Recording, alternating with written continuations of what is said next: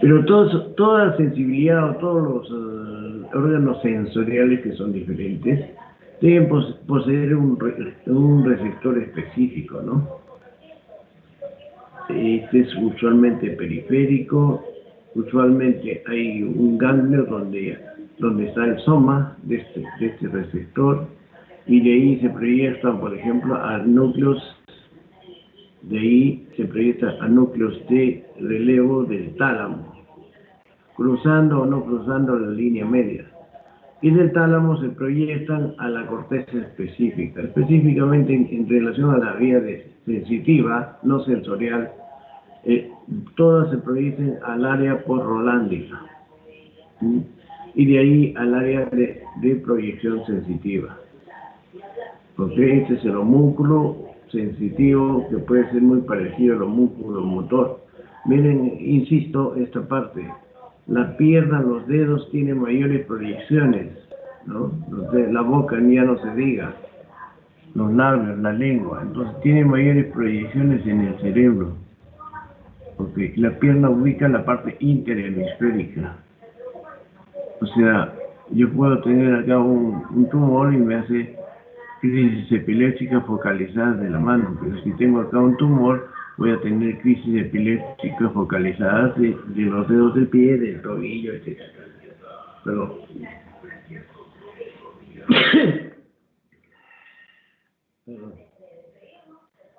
ahorita viene otra. Entonces, las vías de conducción, dolor termoalgésica y la de tacto epicrítico, son las más así, termoalgésica y la del tacto epicrítico discriminativo. Esta es la vía de la propiocepción, así grosera, y esta es la vía termoalgésica. Un tacto, dolor, temperatura, pero hay también la del tacto protopático o tacto ligero. Y esta es más o menos, vean ustedes, ¿no? Primera neurona y después está la segunda, que termina acá a nivel del tálamo y del tálamo a la corteza. ¿Qué características tenemos? Que todas en relación al espino talámico, entonces aquí se cruzan por la línea media, por la comisura blanca anterior. ¿Sí? Igualito la sensibilidad, si le quiere decir, termoalgésica. La otra era tacto y algo de lo, pero este es el espino talámico lateral, es el específico, ¿no? El específico de llevar la temperatura a través de los calor, a través de los receptores de Krause, y vender frío a través de los receptores de Ruffini. El dolor es específicamente a través de las terminaciones libres, ¿no? Por el contrario, miren ustedes, del receptor, el soma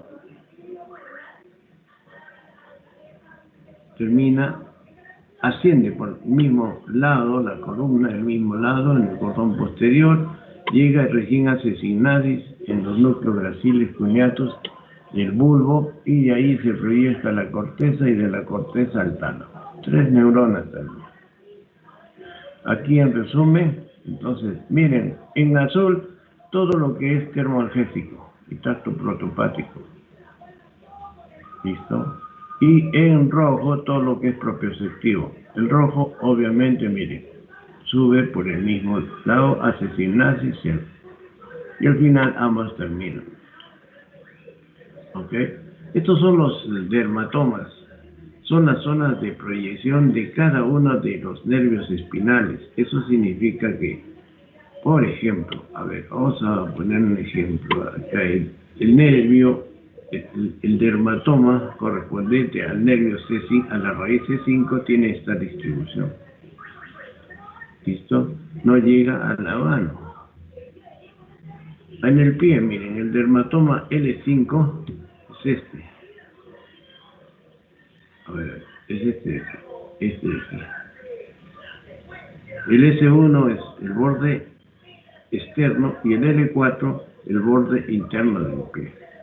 Los coccigios usualmente están distribuidos en la zona perineal. Ok. Eso es importante tener en cuenta. Miren ustedes, en la parte posterior vamos a tener aquí el nervio de Arnold, que justamente tiene relación con la raíz. ¿No? El dermatoma que se ocupa de esta zona occipital es el C2, C3. Entonces ya hemos dicho, así groseramente, ¿no? Una sensibilidad esteroceptiva, una sensibilidad propioceptiva y una sensibilidad interoceptiva y una sensibilidad cortical especial, como quieran llamarse, referente a la integración. Estas son simples sensaciones, ¿listo? Pero cuando ya se integran, entonces nosotros podemos hacer la diferencia en lo que, en lo que puede herirnos una superficie filuda. Podemos decir, esta es una hoja de afeitar, o este es un bisturí, o este es un cuchillo, o un elemento más rómulo. Entonces podemos distinguirlo. Ese en base a nuestras experiencias anteriores. La superficial, receptores en piel mucosa. La profunda, receptores en ligamentos, tendones, huesos casi no, músculos. La interoceptiva, terminaciones libres a nivel de las vísceras abdominales, torácicas, y las que nos hacen, por ejemplo, en relación si hay el infarto, si hay un cólico renal, un cólico abdominal, etc. Y la cortical nos hace a la integración, nos refiere al análisis que hacemos nosotros. Dicho esto, hay una sensibilidad superficial específica, ¿no? Sensibilidad táctil, sensibilidad térmica, sensibilidad dolorosa. Ok. Y en lo que se refiere a la sensibilidad profunda, existen receptores mucho más específicos, ¿no? Son los propios receptores. Entonces habrá receptores profundos para el dolor profundo, para la prevención, se llama esto varestesia. Su ausencia a este tipo de modalidad la calificamos como avarestesia. Podemos apreciar diferencias de pesos, eso se llama barognosia, o el peso propio de cada objeto. Las vibraciones, ¿no? Su ausencia se llama apalestesia. Movimientos segmentarios normalmente se llaman batestesia. Su ausencia, abatestesia. La batestesia casi viene a confundirse como la propiocepción. Sensación del sentido de las articulaciones y músculos. Vamos a ver la pequeña diferencia que en realidad nos... Y después tenemos estas profundas integradas, como son la estereognosia, reconocer espacialmente, ¿no?, objetos por medio del tacto, con los ojos cerrados. La grafestesia, reconocer que se está aplicando o se está dibujando un número, una figura geométrica, una letra o algo en la palma de la mano, y nosotros podemos, esto también puede ser en la planta del pie, nosotros podemos identificar, por ejemplo, en este caso diríamos el número 6, o probablemente diríamos la letra G, o de repente alguien que tenga agrafestesia no va a poder reconocer ninguna figura. La sensibilidad, ya hemos dicho, interoreceptores o terminaciones libres usualmente. Entonces la exploración. Pero antes de estos términos, anestesia, desaparición de las sensaciones. Hipoestesia viene a ser una disminución. Disestesia también, al estimular, pero vamos a sentir algo distinto a lo esperado. Una forma de disestesia muy importante es la alodinia, en la cual el paciente se le estimula como al tacto y refiere dolor. Hiperestesia es un aumento, más allá de lo que supuestamente debemos esperar. Hay casos que, por ejemplo, en problemas de tétano o en algunos otros cuadros se exacerba esto, ¿no? Pero también tenemos la parestesia. ¿Cuál es la diferencia con todas las anteriores? En la parestesia hay sensación, pero no estamos estimulando, sino es ese adormecimiento, ese hormigueo que pueden tener ustedes cuando se sientan, a eso se refiere, ¿no? Sensación de una parte, pero que no está siendo estimulada. Eso es la parestesia. Y la disociación se pierde una modalidad, ¿ya? En un segmento corporal, puede ser en un brazo, en una pierna, y se desaparece, vamos a poner un ejemplo, desaparece lo que se llama sensibilidad térmica y se preserva la sensibilidad proprioceptiva. Estas son las formas más o menos para entender una hiperestesia, y la forma más grave es la hiperpatía talámica. Cuando se producen infartos localizados en hemorragias a nivel del tálamo, cuadros conocidos como Deyer-Rust, se produce aquí la sensación de parestesias, pero especialmente se producen dolores, hiperestesias. Esto es tan grave que lleva al paciente a tomar conductas extremas. Y esta hiperpatía talámica, miren, sin ausencia de estímulo se siente pues lo que se llama el síndrome talámico. Síndrome talámico o de Deyer-Rust, secuela de un ACV.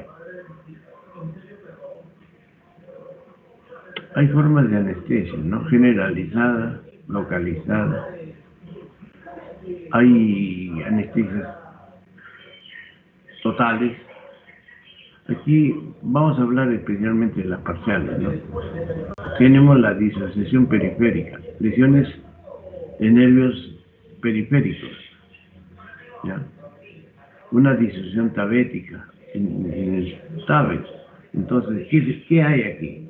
Hay preservación de la sensibilidad termoalgésica con desaparición o ausencia de la sensibilidad proprioceptiva. Los cordones posteriores están dañados acá. La disociación siringomiélica, por el contrario, es una preservación de la sensibilidad proprioceptiva con desaparición o ausencia de la sensibilidad termoalgésica. Ejemplo, una persona que tiene un cigarro en la mano, ¿ok? Si nosotros le decimos que explore con los ojos cerrados, ¿sabe dónde tiene el cigarro? ¿Entre qué dedos? Pero, el paciente puede, si no sigue con los ojos cerrados, puede quemarse, porque ha perdido la sensibilidad termoalgésica.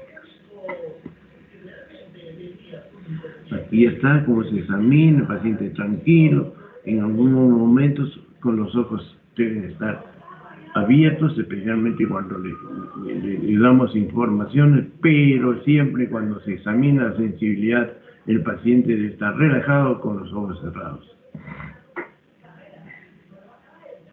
Superficial, táctil, térmica, dolorosa, ¿ok? Ven ustedes la presencia de los diferentes dermatomas. Entonces, aquí el dermatoma T4 está a nivel de la tetilla, el dermatoma T10 a nivel del ombligo. ¿Listo? Y en las piernas tenemos, como hemos dicho, aquí el L4, el L. A ver. Aquí tenemos el S1, el L5 y el L4. Aquí tendremos el C8, T1, y acá C6, C5. Okay. Superficial, la táctil mediante un algodón, un contacto fino,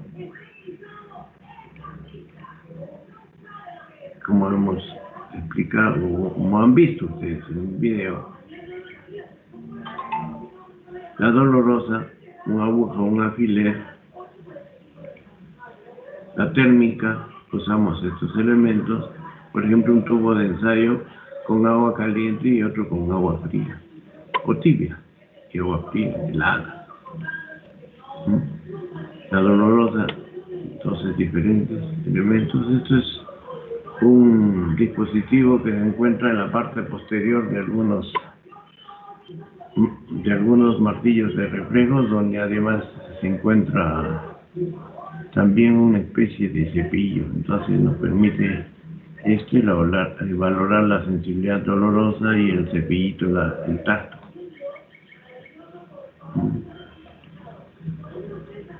Lo mismo, diferentes elementos corporales. Ya hemos dicho, basistesia, sentido de posición, sentido de presión, la varistesia, la parognosia, sentido del peso, la palestesia, sentido de la vibración, esterognosia. A ver, vamos a ver. Entonces, para el caso de la palestesia usamos un diapasón. Este se coloca en las prominencias óseas, después de hacerlo vibrar. Ok.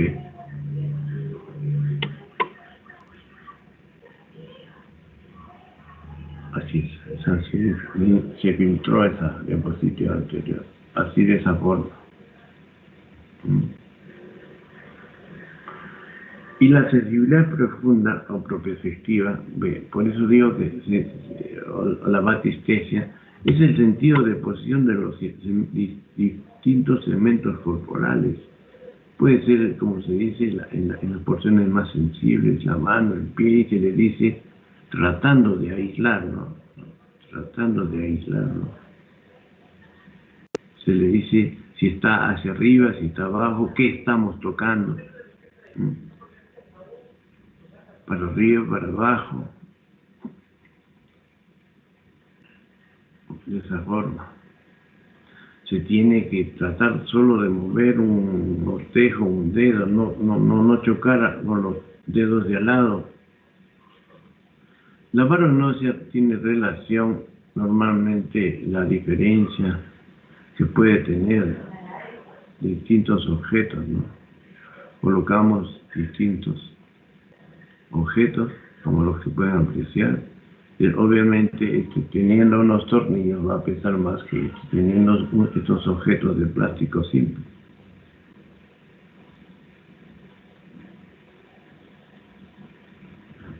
Sensibilidad a la presión, que es la varistesia. Entonces nosotros podemos aplicar un estímulo así, o ¿no? Diferente. La sensibilidad dolorosa profunda. ¿Se dan cuenta? Casos de miopatías, uno ya está apretando y hay una mialgia. El tendón, ¿te acuerdas de un capítulo de la Biblia, ¿no? Jacob. Exploración de la sensibilidad visceral, testículo, de la tráquea, el epigastrio, la vejiga. El paciente solito refiere. Entonces, cuando hablamos de sensibilidad cortical, la cosa ya es mucho más compleja, es integrativa, de muchas áreas de proyecciones y de integración entre áreas.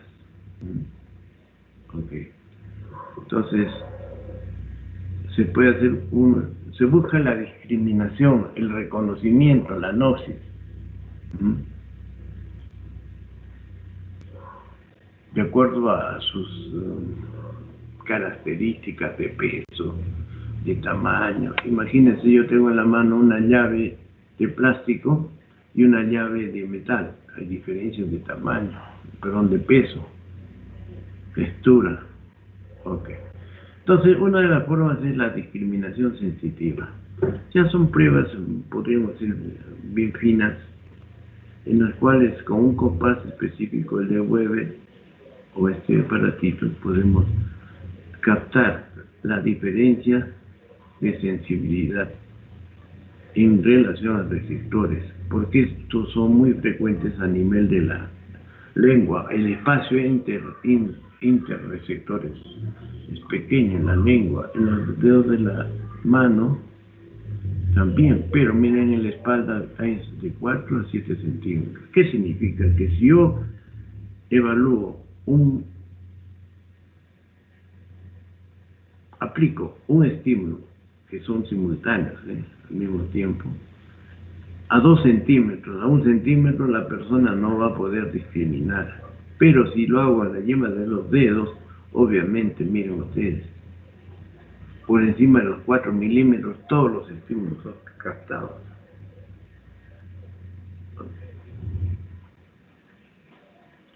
Y el paciente nos va a responder como en el video, si siente 1 o 2. Este es el compás. Ok, podemos hacer también así. Okay. Después nos vamos a la estereognosia. Estereognosia es identifica objetos mediante el tacto estando con los ojos cerrados. Obviamente tiene que ser un objeto conocido porque es un proceso de gnosis, ¿no? Si yo le pongo a una persona nacida, bueno, pues en 1800 le pongo en la mano un celular, jamás va a identificar, ¿ok? Debe ser una prueba bilateral. ¿Cuáles son las características, tamaño, consistencia? Y en base a eso, yo le coloco un elemento y que estudie las propiedades de ese elemento y en base a eso, procesos de gnosis me reconozca que tiene en la mano. ¿No? Acá tira una llave de metal, un tornillo, monedas, puede discriminar incluso a qué tipo de moneda. Fácilmente puede decir, es un lapicero, este es un llavero. Su ausencia se llama astereognosia. La grafistesia, ¿no? Dibujos, números, formas geométricas, en la palma de la mano.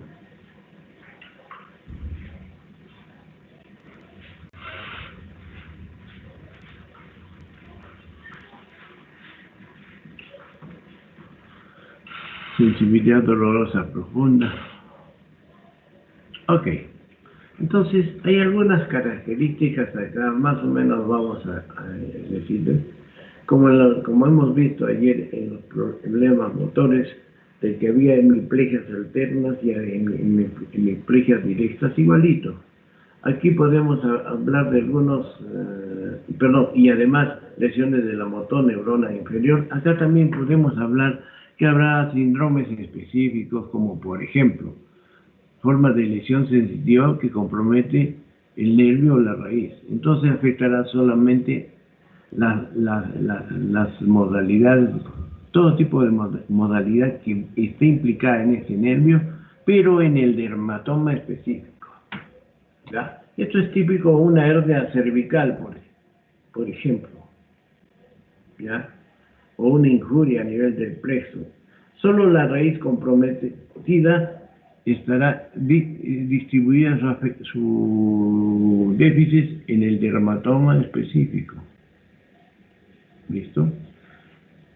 Afectación de todos los tipos de sensibilidad que tiene. Entonces, hay alteraciones también sensitivas cerebrales que se producen como una hemianestesias corticales, como hemianestesias capsulares y hemianestesias talámicas, ¿no? Entonces, obviamente, fácil de entender, aquí el tálamo está comprometido, acuérdense como yo aquí también está comprometido, pero la vía que va a proyectarse hacia el tálamo. Entonces, son hemianestesias subcorticales, capsulares. Y aquí está comprometida el área de proyección sensitiva, o sea, la corteza postrolándica. Y estos van a dar una hemianestesia contralateral, con una hipoestesia profunda. Lo mismo, igual, pérdida de la estereognosia, la grafistesia, las pulsaciones táctiles dolorosas, simplemente por una lesión a nivel parietal, área de proyección, área sensitiva. Imagínense un tumor aquí, ¿no?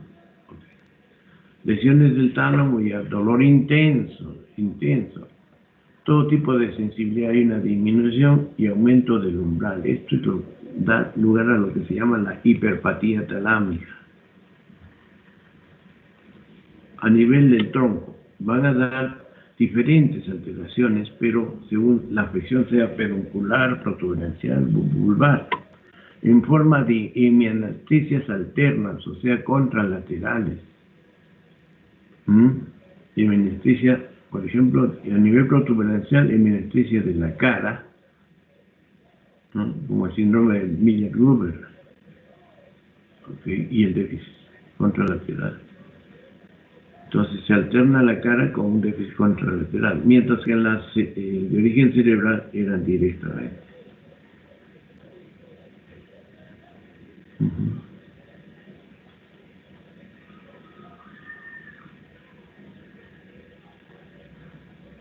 Ya eso es lo mismo. Y a nivel medular vamos a tener diferentes tipos, ¿no? Una hemianestesia medular es el síndrome de Brown-Séquard. ¿Listo? En el síndrome de Brown-Séquard va a haber una preservación en un lado de la sensibilidad termoalgésica. En el lado afectado, bueno, vamos a poner un ejemplo concreto, o ahí para ver. Bueno, síndrome de Brown-Séquard, después vamos a paraplegias sensitivas, secciones medulares completas, por debajo de la lesión no sienten nada. Un síndrome de cordones posteriores, ¿no? Hemos dicho que hay típicamente una ataxia tabética, pérdida de la sensibilidad propioceptiva, el paciente parece caminar sobre algodones. Sin embargo, si hay una tachuela y pisa esto estando descalzo, siente dolor. Síndrome de los cordones anterolaterales, ¿no? Hay la famosa disociación siringomélica, más que nada de los cordones,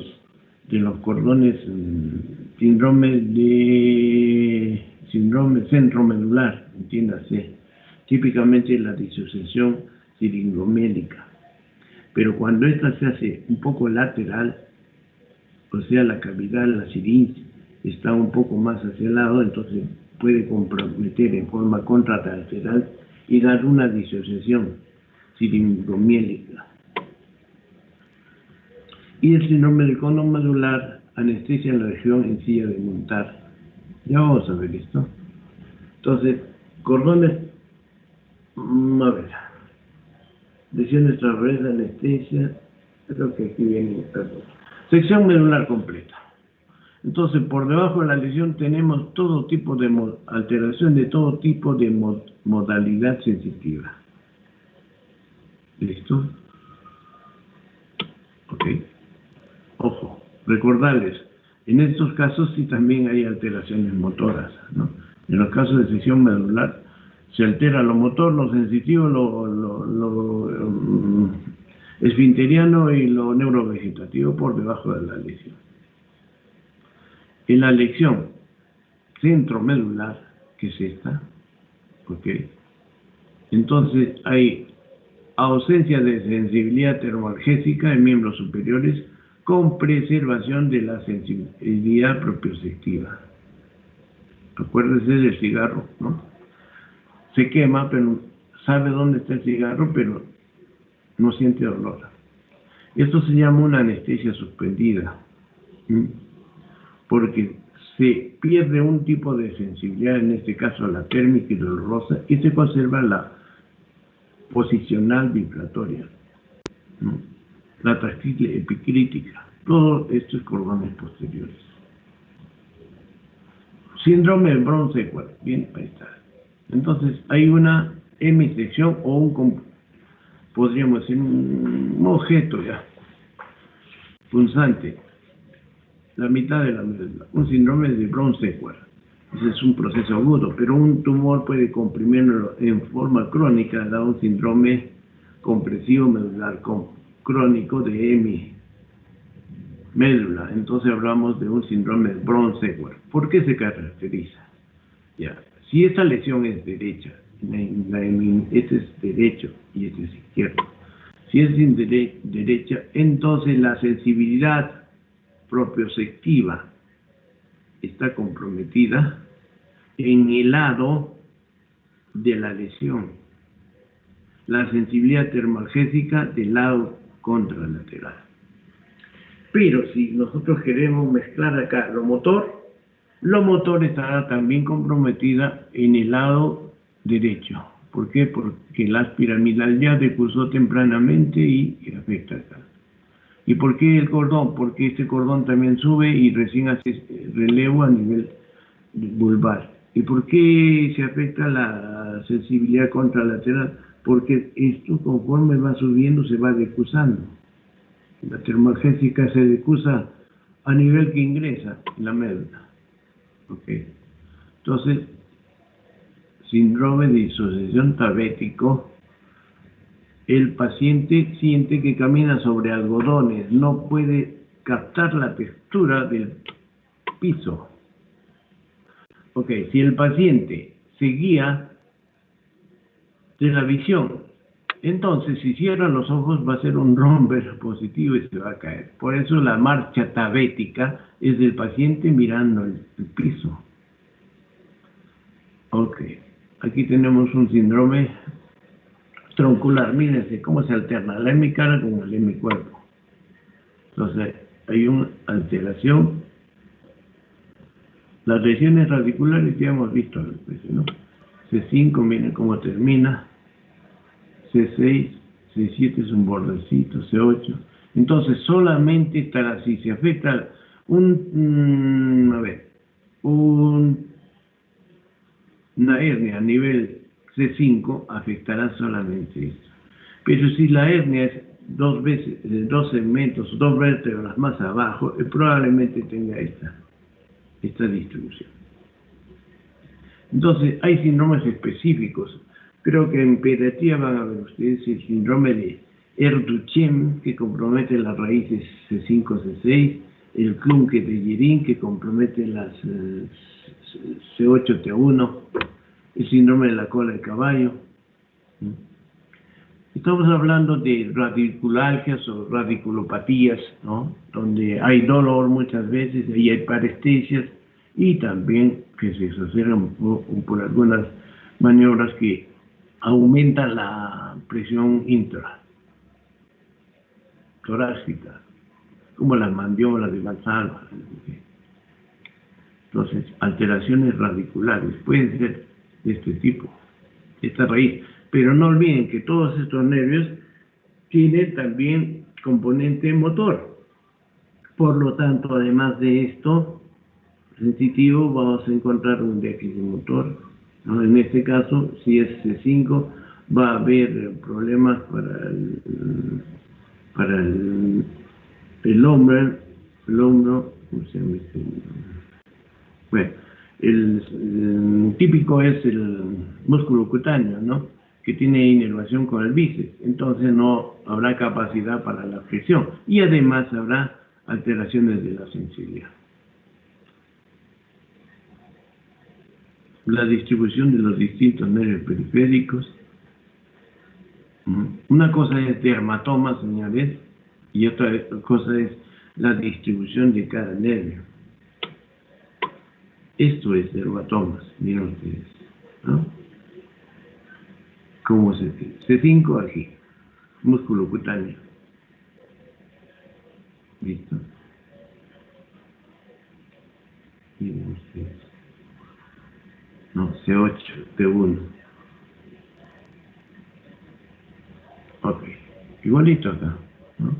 La parte negra, el L5, el borde externo es L4 y el borde interno es C1.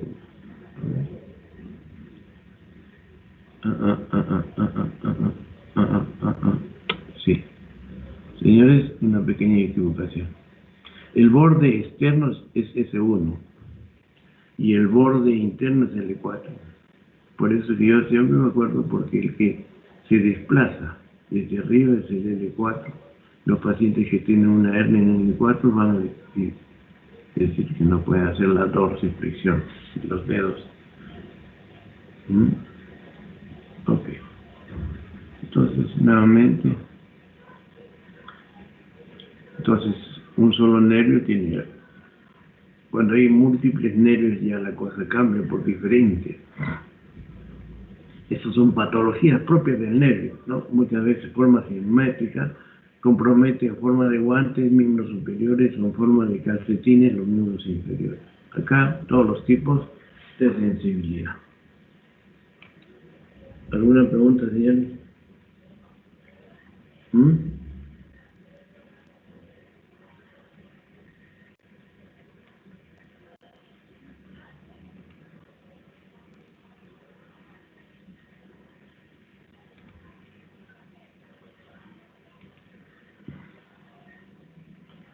Voy a ver si tengo acá señales. Últimamente ando medio bronceado con esto porque no en la lista de reproducción solo me salen las que en ese momento me quiere. Son un montonón. Sí.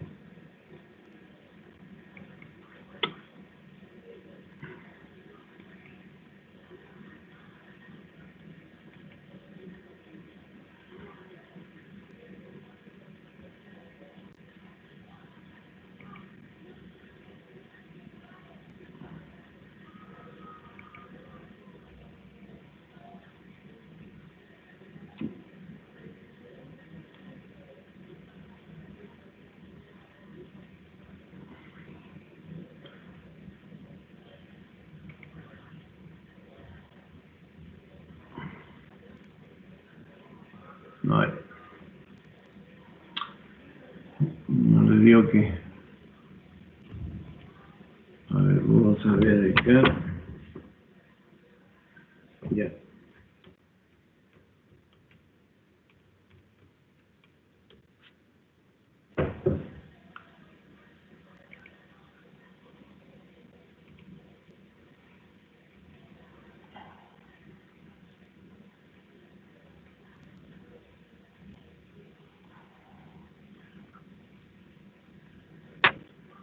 Yo voy a mostrarles otras cosas. Esto no.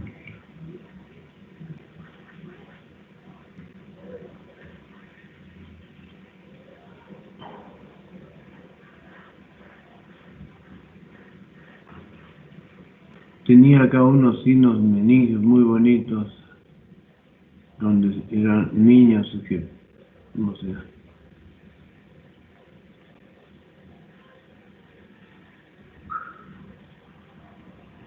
A ver si aquí algo nos dice.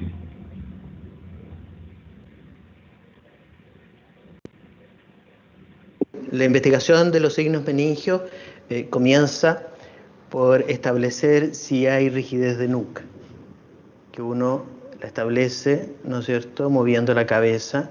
Ok. Entonces, hay que colocar la mano de esa forma. Obviamente el paciente está enfermo.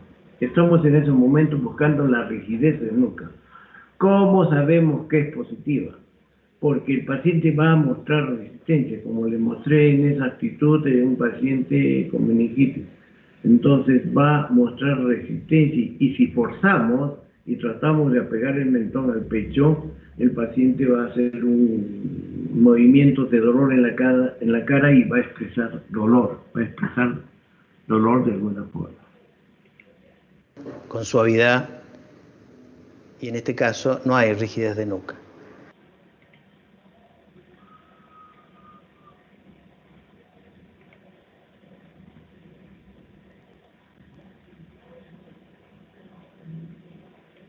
No hay.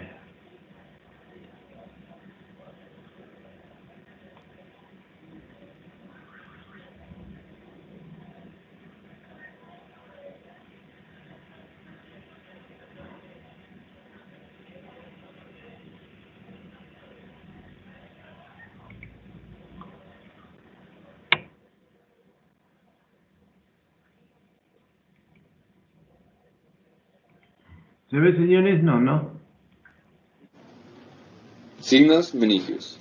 Los clásicos signos... No, doctor, no vemos nada. Ya, un ratito. Vamos a tratar de...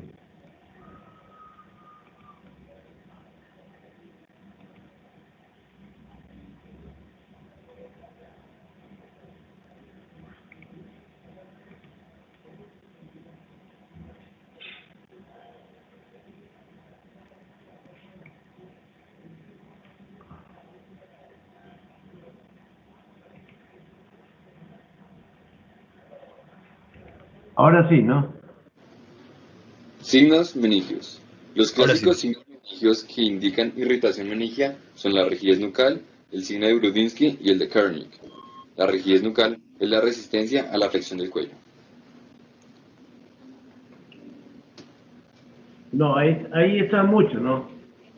Tiene que ser- El signo de Brudinsky, con el paciente en decúbito dorsal, se le intenta flexionar el cuello del paciente, lo que producirá. Ya, ok, perdón. Está explorando el signo de Brusinski, como llevar de bruces al paciente, ¿ya? Que se acuerde. El signo de Brudinsky, con el paciente en decúbito dorsal, se le intenta flexionar el cuello del paciente, lo que producirá dolor y habrá entonces una respuesta de flexión de las piernas. Esa es. El signo de Kernig, con el paciente en decúbito De nuevo, dorsal. miren cómo va a flexionar, ¿eh? Eso es. Ok. Ya hemos visto el rigidez de nuca, estamos viendo el Brusinski, llevar de bruces. Miren, ahora vamos a hacer el Kerning. El Kerning no tiene nada que hacer con la cabeza, señores, no tiene nada que hacer con la cabeza, ¿ok? El signo de Kernig, con el paciente en decúbito dorsal, se toman las extremidades inferiores y se elevan. Esto produce dolor, lo que el paciente tratará de flejar sus extremidades. Ok, entonces, Puede también examinarse flexionando el muslo sobre la pelvis y luego tratar de extender la extremidad. Hay dolor y el paciente tratará de evitar la maniobra. es lo mismo, pero son solo lo mismo, ¿no?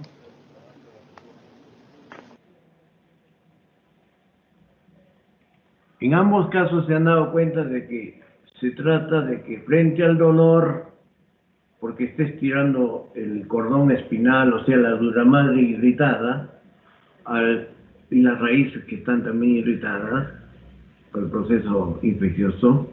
En este caso, al elongar, entonces el paciente siente dolor reflejamente muchas veces, ni siquiera tiene que ser consciente, dobla las rodillas.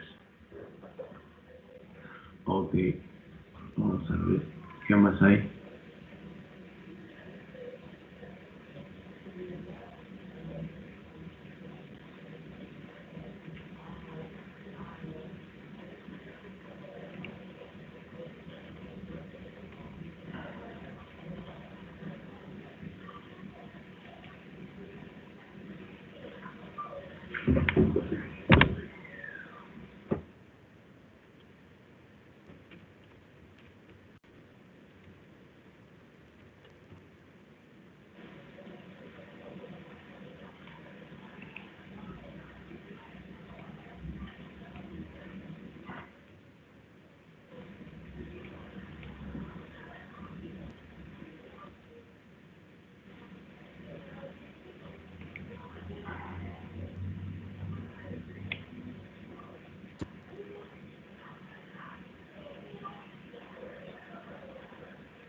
También tenía una de lesiones del hipogloso, pero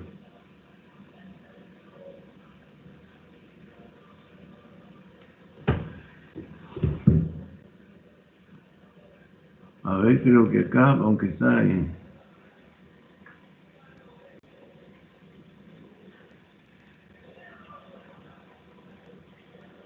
Pensé que era un video. ¿Se ve, señores? Ya, Sí, miren doctor. ustedes. Ok, por lo menos sirve ahora. Miren ustedes. A ver, voy a hacerles algunas preguntas en relación a lo que hemos visto ayer. Ayer, no, la segunda clase. ¿Qué podríamos afirmar? A ver, vamos a ver. La señorita Sofía Delgado, ¿qué me puede decir del lado izquierdo?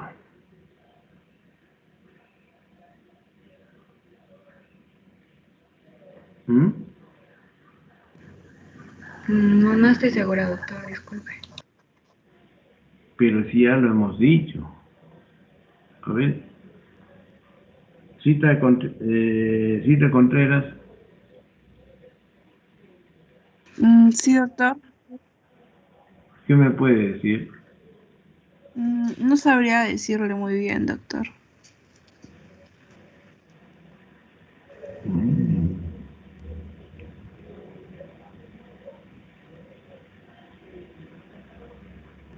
Torres Cárdenas.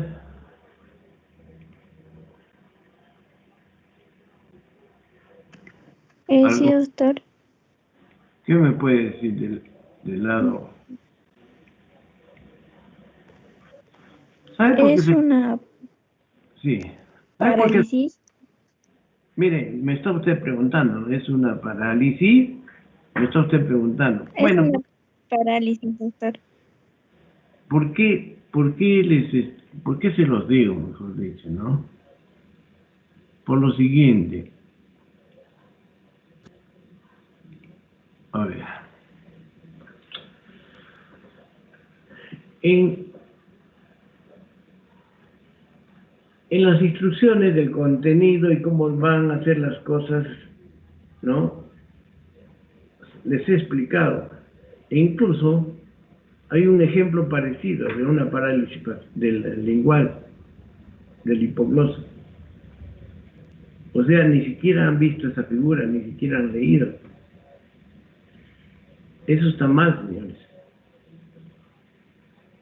Es más, yo he puesto esa misma figura en un examen, ¿me entienden? En un examen lo he puesto. Y más del 50% no me ha respondido. O sea, no se está tomando, no solo en relación a esta parte, parece que no toman en general la suficientemente, a ver, no adoptan una conducta responsable. Está en una parte de formación, señores. No sé, hay tiempo para todo. Hay tiempo para todo. Bueno, esto es una parálisis igual, perfecto. El lado lesionado es el izquierdo, se ve arrugas, hay atrofia. El lado derecho está indemne, no hay atrofias y estaríamos en vivo, veríamos fibrilaciones en este lado, o sea, movimientos, reptaciones. ¿Listo? Este lado predomina y la lengua se desvía, en este caso, hacia la izquierda. No sale, miren ustedes, así debiera salir. Pero esto no. Si yo le digo al paciente que lleve la lengua hacia el carrillo, hacia la mejilla o no va a poderlo hacer. En cambio, en este lado sí, porque este lado está indemne.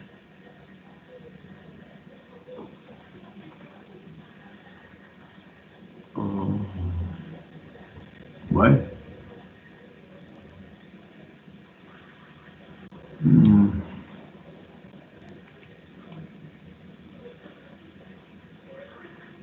Ya vieron ayer un esto.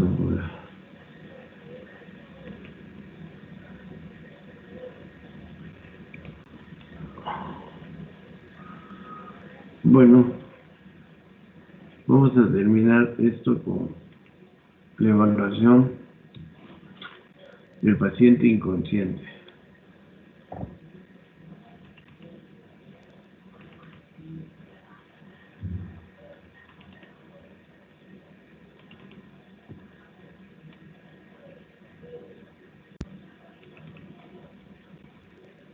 Ya hemos hecho el otro día algo de esto, y esta parte van a hacerlas ustedes en la parte de teoría de semiología, ¿no?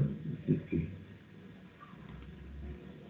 mi función es enseñarles la parte de cómo se hace el examen, eso.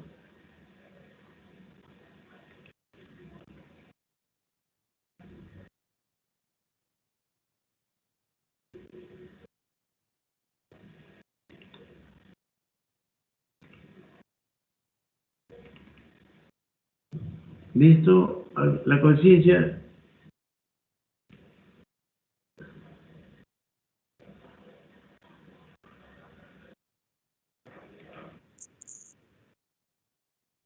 La conciencia tiene dos: contenido de conciencia en estado de vigilancia.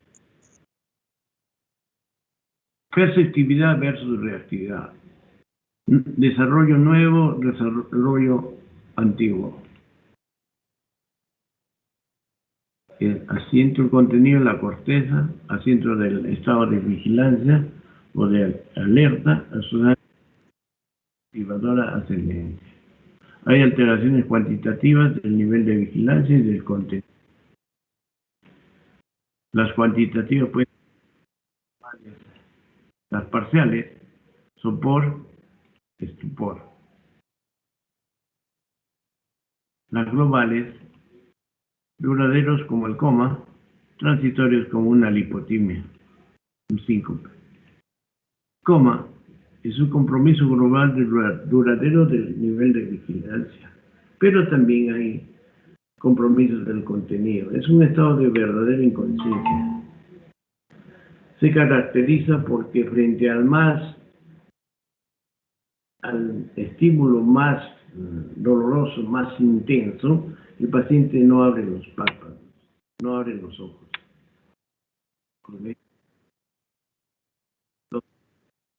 Podemos decir, no habla, no se mueve, no abre los ojos. Fácil decir, podríamos calificar los 0, 0, 0, 3 ceros. Pero vamos a explicar después por qué no podemos evaluar así. Las aferencias de los diferentes sentidos, las aferencias del sistema vestibular, las aferencias del oído, ruidos, etcétera, las aferencias de la luz, despiertan la sustancia reticular activadora ascendente y esta a su vez se proyecta en toda la corteza, despertando la corteza. ¿Listo? Se produce el despertar, el cual incluye que los párpados se abran.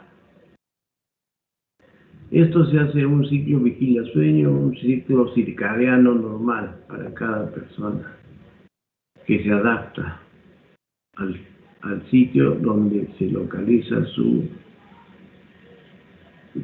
país, su ciudad, ¿no? su estado, su departamento, etc. No es lo mismo para nosotros que estamos acá que los que están actualmente en el continente europeo.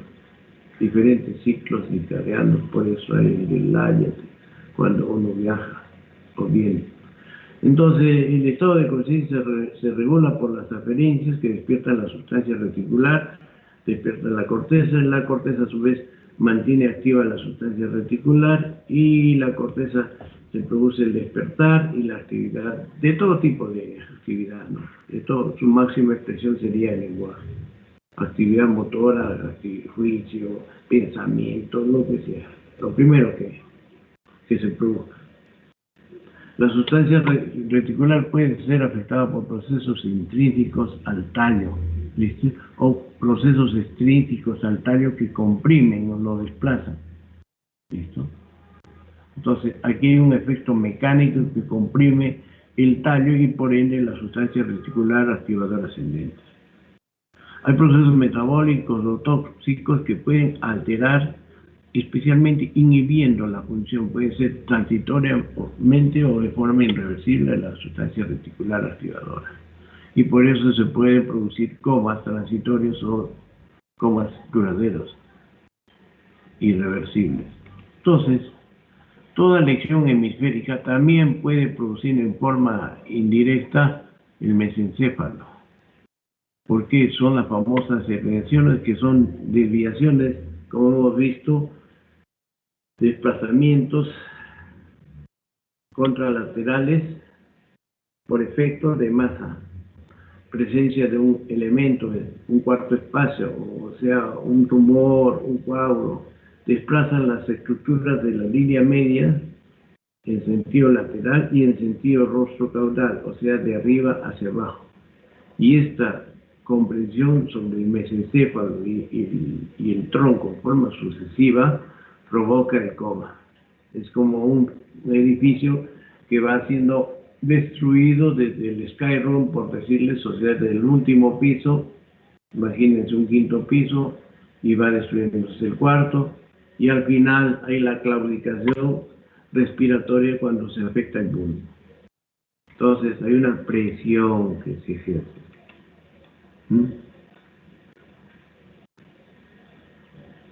Y esto se traduce al final de cuentas en las herniaciones amigdalianas a nivel. Y esta es la herniación foraminal a nivel del agujero occipital o foramen magno. Procesos metabólicos también. Y originan, ¿no?, lesiones de coma de causa supratentorial con déficit motor, ¿no?, de causa infratentorial, ¿listo?, transitorios, ¿no?, o procesos metabólicos que afectan. Miren la diferencia, ¿no? Acá se van a traducir en organicidad, hemiplegias alternas, acá hemiplegias directas, y aquí se va a traducir en compromiso, pero simétrico de extremidades, ¿entiendes? Compromiso simétrico, no va a haber, o sea, va a estar las pupilas conservadas, chiquitas, pero con reflejos fotomotor normales, y va a haber los reflejos de oculomotores conjugados normales. Pero antes de hacer esta evaluación del paciente inconsciente se debe hacer la reanimación cardiorrespiratoria ventilar en relación a la vía aérea, ventilación pulmonar, estado circulatorio, y ver qué órganos pueden comprometer la vida del paciente. Se va a centrar en el nivel de conciencia, en el estado de las pupilas, la respuesta motora, los movimientos oculares y el patrón respiratorio. Al acercarnos al paciente ya debemos más o menos tener alguna idea al momento de la anamnesis, ¿no? Por ejemplo, si es una epilepsia, estamos en el estado postcrítico. Si hay un traumatismo craneal, obviamente habrán lesiones externas de trauma. El examen físico va a haber en el medio ambiente olor sugiriente de origen etílico, en el diabético como de aldehídas, como la manzana, como aldehídas como de frutas, como de manzana. El fetor no es el hepático, es el fetor. A nivel del problemas pero aquí ese olor a orín, ¿no?, en el como urémico, y vamos a encontrar que el paciente estará portador de alguna sonda, de algún problema, y el paciente con una cara específica, ¿no?, con una coloración casi, podríamos decir, casi terrosa, porque si hay cianosis, problemas cardíacos, respiratorios, si hay una palidez, una hemorragia, etc. Y el examen físico también nos va a generar, ¿no?, nos va a decir, comatoso febril, sospechar una infección, pero si la presión hay hipotensión, entonces puede ser multitud de procesos, ¿no?, una arritmia, una bradicardia, por ejemplo, o una hemorragia, etc. Entonces todas estas cosas hay que tratar de ver de acuerdo a sistemas para más o menos tener una idea. Por ejemplo, una hemorragia subyaloidea puede ser una forma de expresión de una hemorragia subaracnoidea, y esta hemorragia subaracnoidea una forma de expresión de la ruptura de un aneurisma. La importancia de ver todo. El examen físico del paciente inconsciente es general y es neurológico, la función cerebral, la función del tronco y la función medular. Para la función cerebral se usa la escala de Glasgow. Hemos dicho para las funciones mentales que se usa el Mini-Mental Test. Mini-Mental Test, así se llama. Deporte.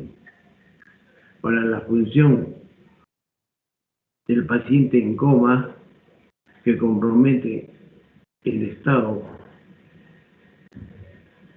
cuantitativo de la conciencia, o sea, qué tan despierto o dormido estás, se usa la escala de Glasgow. Y esto es tratar de buscar la mejor respuesta motora, de apertura ocular o de expresión verbal.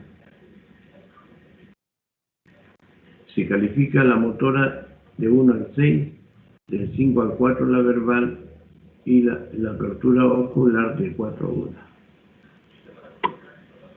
Solo por decirle que nosotros valoramos, si el paciente tiene los ojos cerrados frente al el estímulo más doloroso, no esboza ninguna respuesta verbal y no se mueve, entonces tenemos un Glasgow sumatorio de 1 más 1 igual 3. Entonces un Glasgow 3 significa que el paciente está en un coma profundísimo, muchas veces irreversible, y la reversibilidad o no la podemos captar,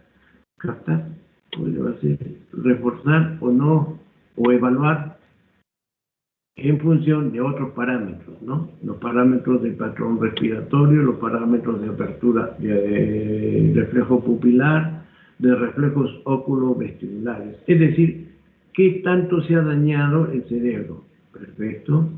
¿Qué tanto se ha dañado el tronco encefálico? De arriba hacia abajo, del quinto piso al sótano. Así más o menos, vean ustedes, esto es. Entonces, quiero hacer hincapié aquí. El paciente puede obedecer órdenes, o abrir en forma espontánea, o mostrar un lenguaje orientado, fluido, perfecto. Pero aquí en lo motor hay que destacar lo siguiente: ausencia de respuesta, y que el paciente tiene respuesta extensora o que respuesta flexora anormal. Estos dos, la calificación 3, 2 y 1, pues es de muy mal pronóstico, muy mal pronóstico. ¿Listo? En 4, mire, hay movimiento más o menos, ¿no? Pero aquí, frente al estímulo, si le apretamos el párpado, la mano sube hacia el párpado, localiza la lesión. Entonces, tratando de buscar la mejor respuesta, del 3 al 15. Entonces, generalmente, pues, por debajo de 9 ya decimos que es un coma, y por debajo o cercano al 3 decimos que ya este coma es muy bien. Entonces, hay que ver otros, esa es la forma, ¿no? Cómo es que podemos aplicar los estímulos y vamos a obtener tipos de respuestas, ¿no? Gruñidos, o simplemente no abre los ojos. No hay respuesta, hay respuesta en hiperextensión de 4 extremidades. Entonces ya estamos. Esta respuesta extensora 2, esta es 3. Imagínense un paciente que no habla, ya tenemos 1, más eso, son 3. Y uno acá son Glasgow 4, malo. Esto se puede repetir varias veces, cada 3 minutos, cada 5, como lo vean pertinente, y permite hacer un registro que nos va a decir algo de la evolución de la enfermedad. Ahora se usa la escala Ford, donde, viendo de que el patrón respiratorio y los reflejos pupilares o estado de las pupilas, la respuesta es importante.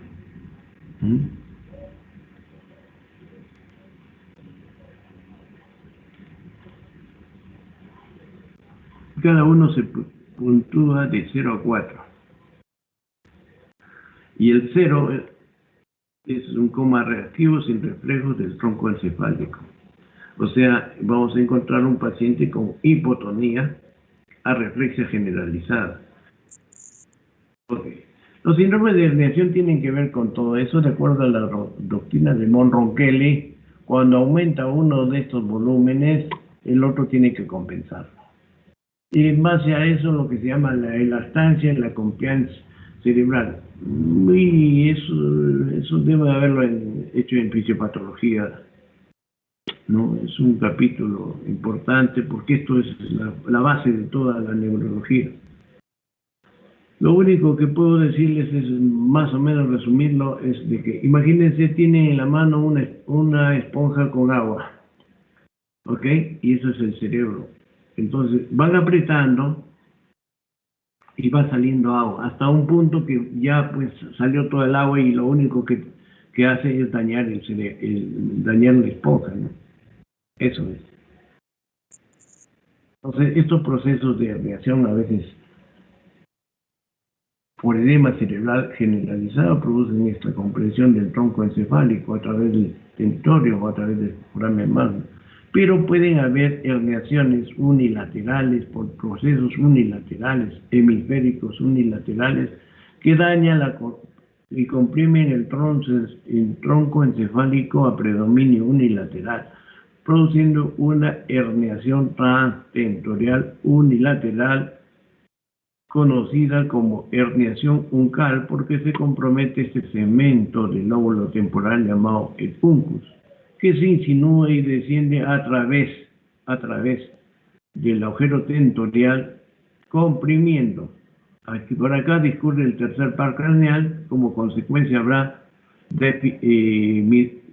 midriasis del paciente, y discurre también el haz piramidal, y como consecuencia habrá déficit motor contralateral. Déficit motor contralateral más una midriasis contralateral más inconsciencia nos hace la herniación como este número 2, que es la herniación uncal, que comprime el tercer par craneal. Esta es la herniación foraminal a través del foramen magno. Señores, quien me coloque en sus diapositivas que van a hacer que herniación foraminal en relación a la columna, voy a dar por sentado de que no han estado presentes en clase y por lo tanto va a afectar mucho su nota. Es una falta de respeto a sí mismo. Eso mismo se los he dicho, señores, a los otros alumnos antecedores en la primera fase, etc. Y ¿saben qué? Siempre me han respondido lo mismo. Entonces, causa un poquito de preocupación. Bueno, esta herniación, miren ustedes acá, su falciforme, transtentorial, hay en algunos casos incluso la transtentorial ascendente, bueno, ya, o la fungicerebri, que es esta número 4. Pero lo más importante para ustedes es esta, la herniación uncal, que viene a ser una emergencia neuroquirúrgica, la herniación foraminal, que nos está diciendo el paciente se está despidiendo.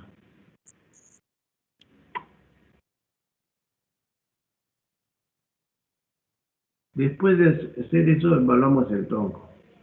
Y en el tronco debemos ver cambios pupilares, reflejo fotomotor y la oculocefalogiria.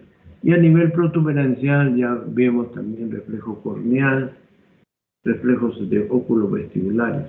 Y a nivel vulvar, el reflejo tuxígeno nauseoso. Y el nivel inferior, el patrón respiratorio. Vamos a ir desarrollando entonces. Las pupilas pueden ser así, ¿no?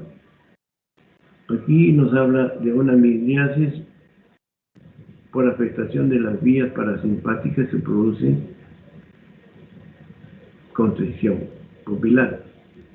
Cuando se afectan las vías simpáticas, la pupila se expresa como una miosis. Las lesiones del puente, hay pupilas chiquitas. Las lesiones mesencefálicas pueden tener midriasis uni o bilateral. En los comas metabólicos yo no puedo encontrar esto. Una midriasis y una pupila normal. ¿Por qué? Porque en los comas metabólicos no sucede herniaciones uncales. No hay herniaciones del uncus. Si hay herniaciones serán transtentoriales que comprometen ambos lados y entonces vamos a obtener dos pupilas midriasis. Así como por ejemplo, ¿no? Miren ustedes, típicamente una herniación de tipo uncal sería así, midriasis y una pupila normal. Pero si es está comprometido además el texto, que es la parte dorsal, donde aquí están las vías especialmente para los reflejos motores, oculomotores, y vamos a tener una midriasis bilateral. Si la lesión es aquí, unas pupilas puntiformes. Ok. Más o menos. Una lesión bucal. Dos midriáticas. Entonces es importante. Y la midriasis unilateral en un paciente, especialmente si es un traumático, ¿ok? O antecedente de tumor, es una emergencia. La midriasis bilateral puede ser producida por fallas cardiovasculares, ¿no? Entonces muchas veces se da oxigenación en niños y muchas veces reaccionan fácilmente, pero otros no. Las pupilas isocórticas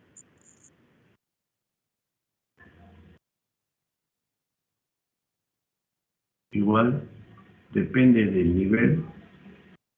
El patrón respiratorio es una respiración normal o hay una ausencia del patrón de respiración. A esto la ausencia se llama apnea respiratoria y se traduce en una claudicación o falla del segmento inferior vulvar. El bulbo inferior, después de hacer hipertensión bradicardia, entonces presenta una alteración, una claudicación de la respiración, y a esto le llamamos que el paciente se ha enclavado y es una apnea respiratoria. Pasando por estas respiraciones que vamos a describir, ¿no? Por ejemplo, Cheyne-Stokes nos refiere de este tipo de compromiso. Puede ser hemisférico o mesodiencefálico. Pero cuando la cosa está afectando el bulbo, tenemos hiperventilación, que se llama la respiración de Kussmaul. Y conforme se va comprometiendo el tronco encefálico, vamos a presentar respiración apnéutica, una ataxia y de repente finalmente una respiración ausencia, que viene a ser falla del bulbo inferior, apnea. Mismo, ataxia respiratoria, apnea. Compromiso del hemisférico, la respiración Cheyne-Stokes. Compromiso mesencefálico, la hiperventilación neurógena central. Igual, diferentes actitudes. Siempre se tiene que examinar con los casos de coma profundo mediante la estimulación nociceptiva, acá agresiva, miren, aquí, y como veremos después en otros segmentos.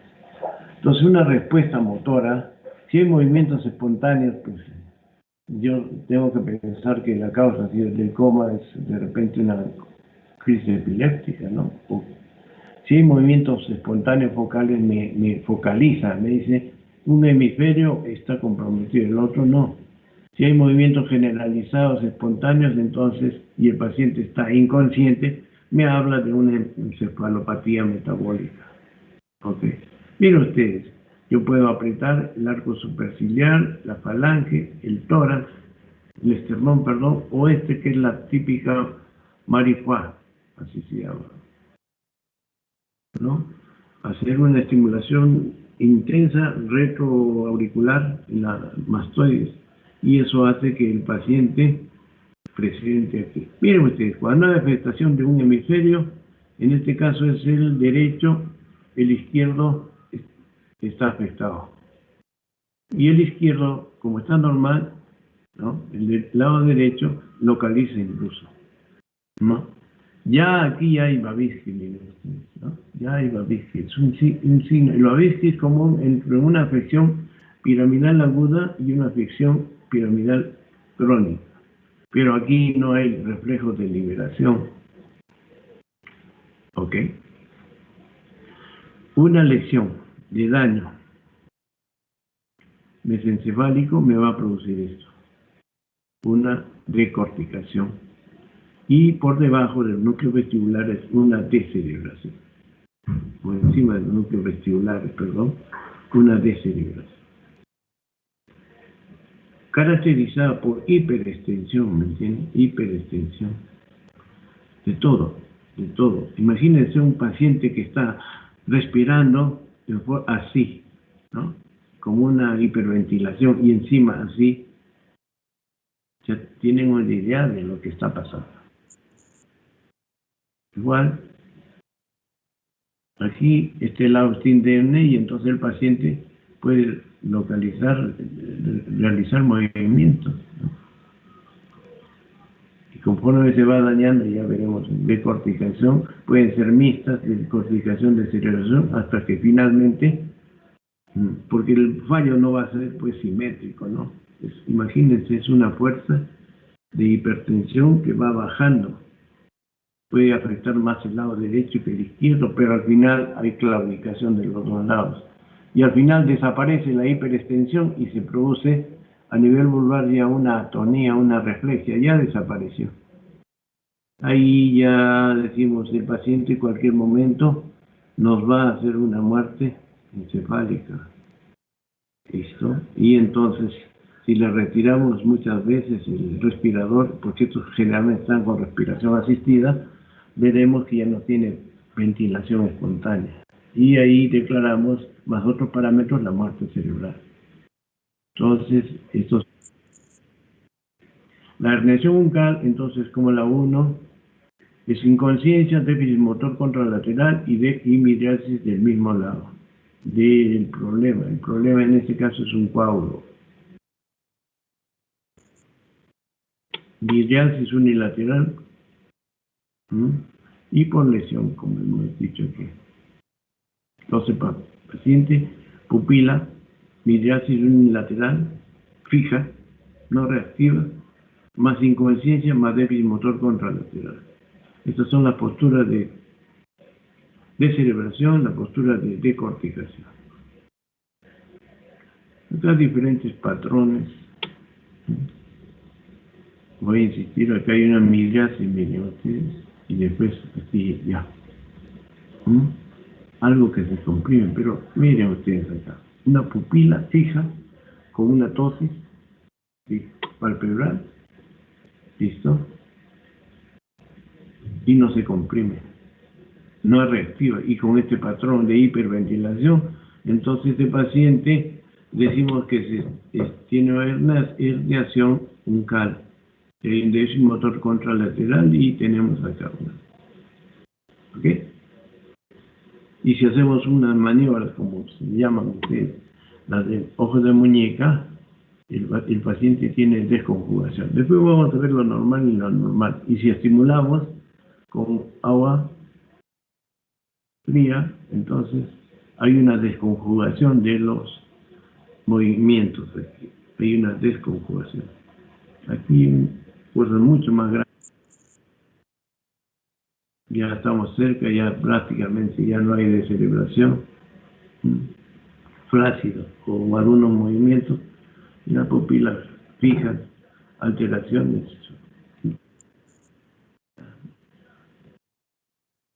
Entonces, herniación uncal, miren ustedes. En los reflejos del tronco debemos ver los óculos cefálicos, los óculos vestibulares, ¿ya? Entonces, miren ustedes, en condiciones normales, este paciente,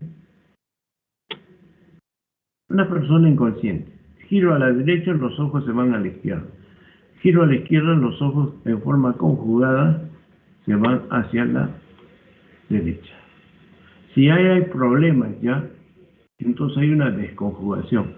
Pero la máxima expresión de que ha fallado el tronco encefálico, el fascículo longitudinal medial, es estando en la posición neutra, giro a la derecha y siguen los ojos en la misma posición.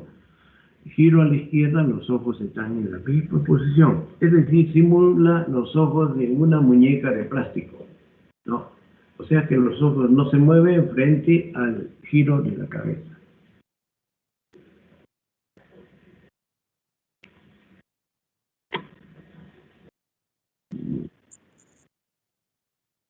Entonces, Todas las lesiones supratentoriales, miren ustedes, el reflejo fotomotor está presente.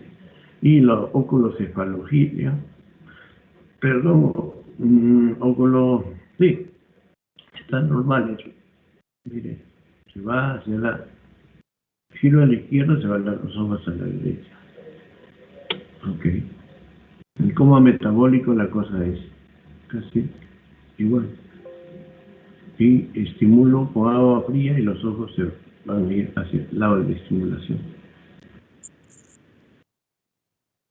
Los protuberanciales ya hay desconjugación. Esa es respuesta. Aquí tiene más o menos, ¿no? Tronco intacto, giro a la derecha y los ojos a la izquierda. Giro a la izquierda y los ojos a la derecha. Cuando ya comienza a fallar el fascículo longitudinal medial que hay en el tronco, entonces hay desconjugación. Y cuando ya estas lesiones ya están, giro a la derecha, siempre siguen mirando. Giro a la izquierda y siempre los ojos fijos de muñeca de trapo, de la muñeca de plástico, ya. Y la estimulación, miren, acá los ojos hacia el lado estimulado. Y aquí desconjugación y aquí ausencia de respuesta. Viene a ser una síntesis de todo eso. Ok. Señores, esto, muerte cerebral no, mucho, no tiene. Ni siquiera lo tocan en... Mire, señores, le voy a ser sincero, nosotros hemos tocado tópicos que sus compañeros con toda seguridad no los han hecho. Se les ha enseñado, se les ha mostrado, mejor dicho, cómo evaluar al paciente. Ese es el objetivo de esto. Lo estoy complementado con algo de teoría. No a mi gusto, porque la teoría es mucho, pero mucho más amplia. Pero se ha logrado más o menos lograr el objetivo. Señores, eso es todo. No les deseo buena suerte, porque la suerte no la hace uno, entre comillas. La suerte la hace uno. No es que tengan buena suerte. Disculpe. Señor Flores, un segundo. Y entonces solo les deseo que ustedes sean competentes en base a estudio, disciplinado, ¿entiende? Perseverancia. Y lo último que tienen que aprender, señores, muchos digo aprender porque muchos no lo tienen, es la presencia y el cultivo de valores y virtudes. Señores, yo tengo alumnos que pasan por mi lado, ni siquiera saludan, ni siquiera entran. He visto médicos que ni siquiera le dan la oportunidad de cuando un médico porque puede enfermarse, un médico especialmente jubilado busca una consulta, ni siquiera la tienen ni le dan preferencia para atenciones. Así es. Esta última parte es la parte más importante, señores. Bueno, a ver, señor Flores. Sí, doctor, disculpe, me estaban preguntando mis compañeros acerca del trabajo de PowerPoint. Hay bastantes dudas. ¿Podría aclararlo otra vez? Es sencillo. A ver, vamos a ver. Voy a tratar de, buscar algún archivo. Ok, pares craneales. Lo tengo acá. A ver, aquí quizás. Ok. Ahí está. Esto es sencillo, ya lo hemos visto. ¿Listo? Entonces, voy a ponerles un ejemplo. A ver, síndrome demencial. Esto, diagnóstico, amnesia, alteración del juicio, alteración del pensamiento, así. 4 o 5 cosas, 6, lo más importante. Eso es.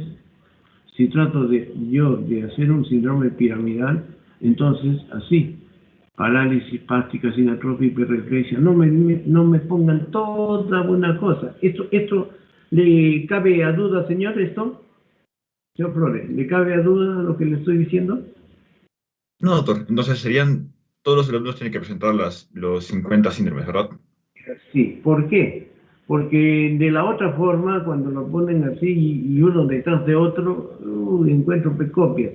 Y me da pena, señores, me da pena ponerles eso de cero. Nunca he puesto cero, cero, es esto, aquello. Primera vez en mi vida, señores, que en este semestre estoy colocando ceros por falta de, ¿cómo se llama? Por falta de presentaciones. Nunca había experimentado eso. Pero sí lo voy experimentando. Los primeros grupos yo ya sí tengo confianza. Los últimos grupos no tengo confianza. Discúlpenme. Lo he experimentado. Ahí puedo comparar notas. Y rápidamente me doy cuenta yo de esto, quién ha entendido el curso y quién esto. Y sé que en el momento del plástico me va a sacar buena nota. Y sé que el que me hace un trabajo a medias también me va a sacar una nota no adecuada en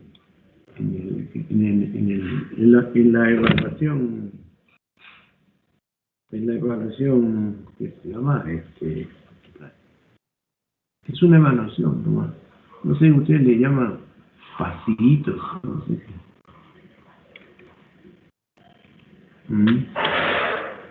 Bueno, señores, ¿alguna otra pregunta?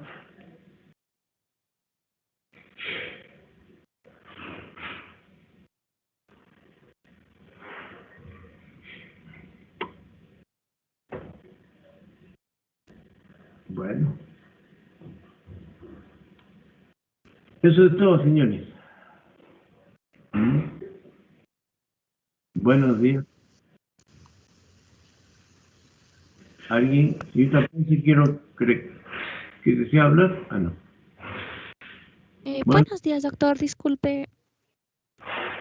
Sí. El día de hoy en la mañana, doctor, tuve unos problemas porque hubo un bajón de internet por mi casa y solo entré al Kahoot para ya las 3 últimas preguntas. No sabría si me podría considerar asistencia. No se preocupe. Yo ya tengo una idea, he tomado una foto de cada uno de estos. Sí. Ya, doctor, muchas gracias. Sí. ¿Alguna pregunta más? Ya estamos finalizando nuestras clases prácticas, señores. Doctor, disculpe. Sí. Adelante. ¿Quién iba a hablar? Sí, doctor, disculpe, es que se me cortó el internet. Quería preguntarle sobre el video que tenemos que hacer para el examen, digamos, si no tengo el diapasón, podría utilizar otro estímulo vibratorio. No, señorita, puede usar un tenedor. El asunto es de que yo sepa cómo es que usted procede. La esencia misma del examen es lo que no va a variar. Ya tengo que colocarme en esta situación muy especial por la cual estamos pasando, ¿me entiende? Por eso dije, perdón, he escrito ahí con sus propios medios.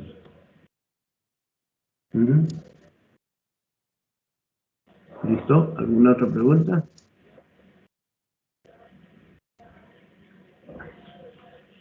Bueno, señores, ha sido un gusto. Hasta luego, doctor. Muchas gracias. Hasta luego, doctor. Hasta luego, doctor. Hasta luego, doctor.